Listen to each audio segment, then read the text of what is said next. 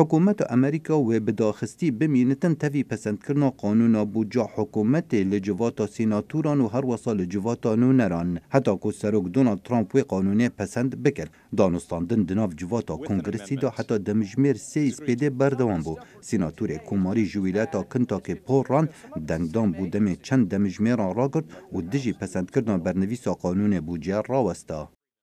هفکار من جویلات کنتاکی پشگیریا سروکی دوی برنویس قانون دانا کرد. او اوه مافویه لی از دبیجم نها دمه دنگدانه. اف برنویسا قانون بوجه مزنترین یک هرج دما قیران آبوری سال 2009 که تعداد بوجه هر مزن بو براوانی هاتی ترخان کرن به کجمه 300 میلیارد دلار بودم 2 سالان. دموکرات لجواتا نونران داخوازا پیگیری بدنگدان لسر جارنویسا کوجبرین به بلگه دکت دا لسر پرسا بوجه رایک بکوین. ما باوری هنه او ام آمادن لجواتا نوینه برخودانی بو بکن. The President of the United States. پرسا بوجه و لیکولینا لسر مایته کرنا روسیا ده هلبجارتنا داو چندین کشندی باندور لسر پشگیری امریکیان بو سروک ترامپ دکت. تاوی دا خوازاوی بو کاره که هفبش دناو برا دیموکرات و کوماریان دا لدما پیشکش کرنا گوتارا سالانه لی ببردام رخنین تند لدیموکراتان دگرد. They were like death.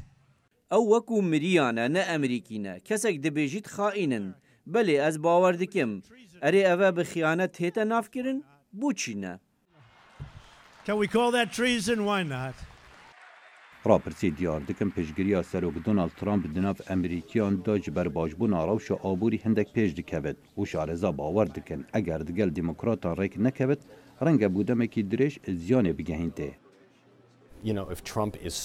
اگر ترامپ شارزابه و رکفتنی دگل دیموکراتان ده بکه لی هردم که شهنه و رنگ خرابتر ببین.